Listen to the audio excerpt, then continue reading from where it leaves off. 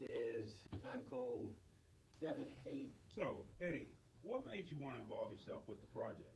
Well, to be honest with you, I'm tired of all these glorified snitches such as Frank Lucas standing up there beating their chests like they was hell of a fellas, and in the end they turned out to be worse than women. Okay. And how's the game changed since your father's heyday? Well, let's give an example. In his heyday and my father's heyday, snitches died. It was just that simple. Now they get a medal and a movie. What was the one amount you can remember seeing at the show? I would say a room full. I can't tell you how much was in there, but just stacked almost to the ceiling. Just a room full of money stacked to the ceiling. So, besides the money, the cars, what made you unlike any other child? I mean, just being spoiled to death, getting anything that your mind could even think you wanted, and more.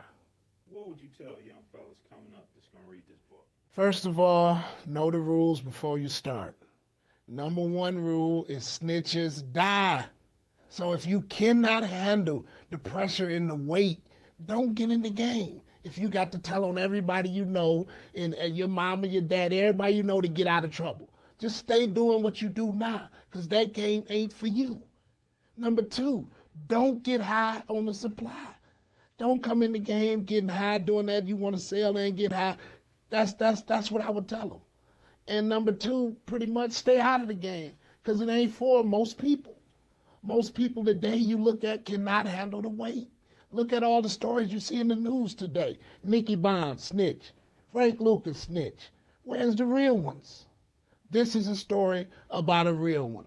From the beginning to the end, never telling on nobody, fighting the legal defense. Frank Lucas ain't even fight a legal defense. You understand? None of them fought a legal defense because they told. They didn't have to have the lawyers of Ross Black, Milton Henry, the best lawyers of that day, equal to Johnny Cochran. Ross Black was such bad of a lawyer, he came out of New York, he wrote the book of law.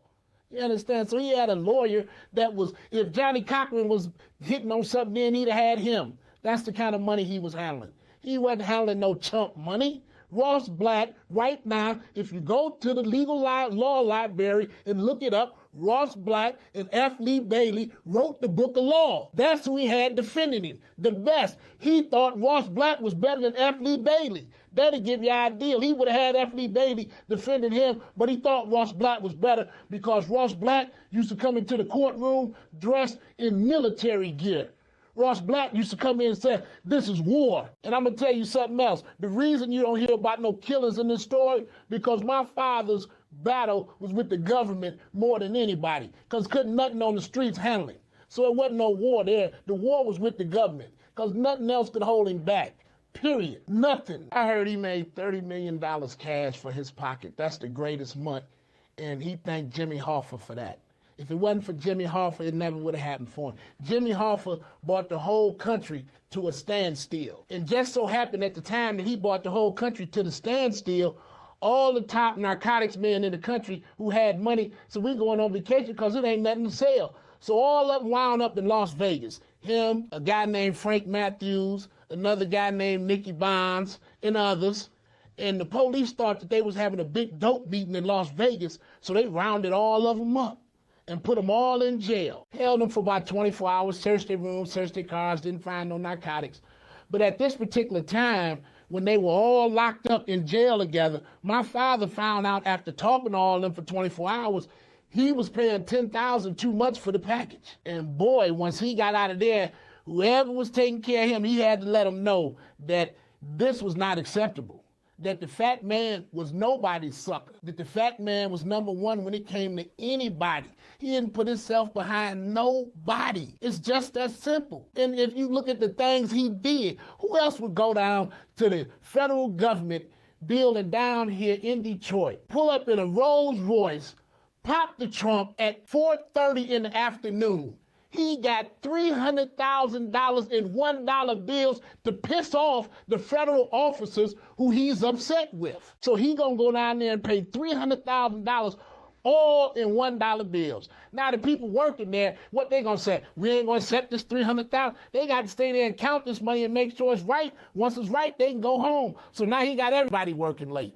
You understand? Even after he did that, they was even calling the federal officers that was following him, telling him, this nigga's down here in front of the federal building in Detroit, Michigan, in a white Rolls Royce with a trunk full of money, got niggas hauling the money into the federal building. You understand? What kind of shit is this going on here? That's just how it was. You know, he didn't back down to the government.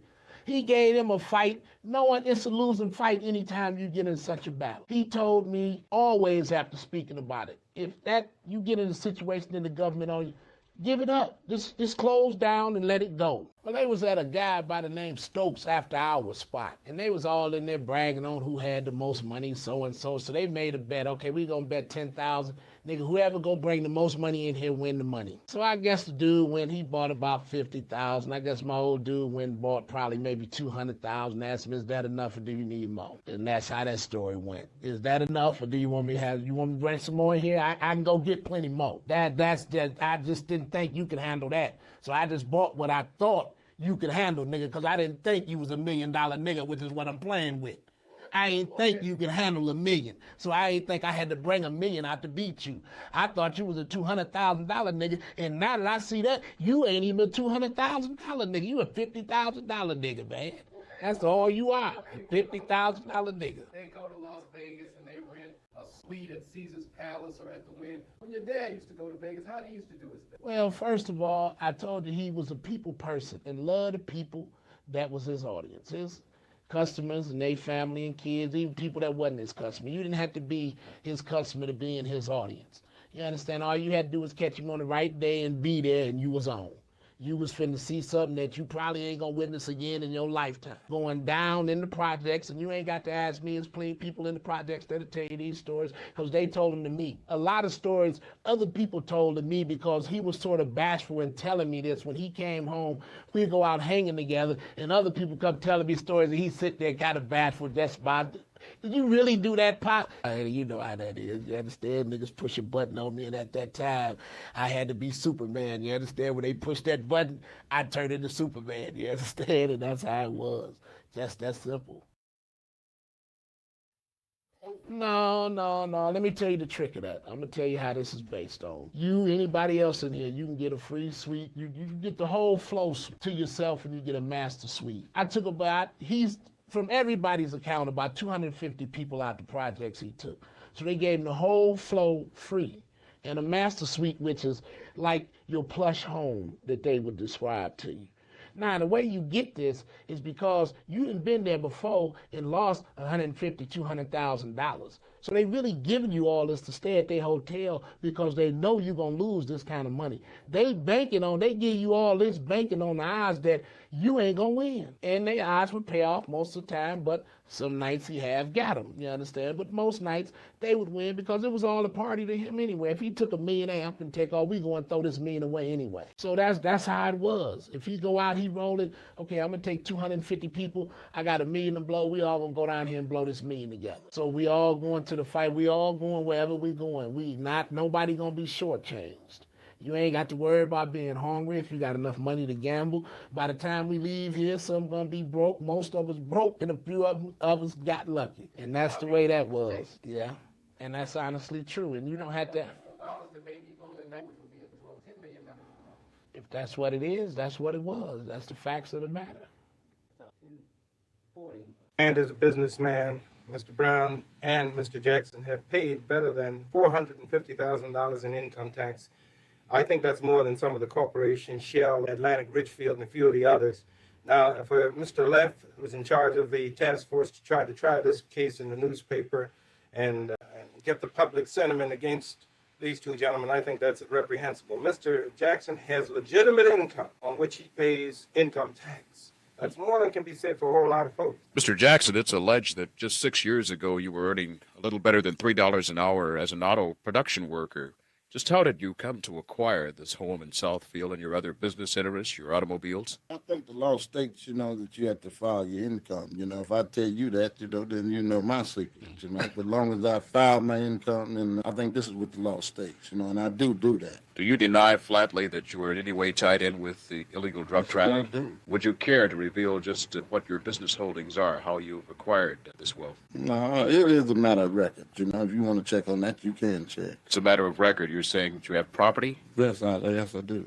How did you acquire the property? Would you mind telling us that, sir? If I told you that, then you would know my business. Well, I think through wise investments, and, really this is wise investment. You're under constant surveillance. There have been all kinds of stories about your alleged connections with the underworld drug market. What's your reaction, Mr. Jackson? Well, as far as the connection, that's 100% false. And as far as the surveillance, I welcome, anybody who feel like they want to waste their time watching me, well, then they can just go ahead and watch me. Again, the question, how could a man at the age of 29, who just 6 years ago was earning something like $6,000 a year, acquire so much in so short a time? Well, I think you asked me before about I worked in the pool room. I want to straighten that out. I own the pool room. Also, the block proceeded to that, And from that and manipulating, and I just came, fortunately, and came up to this.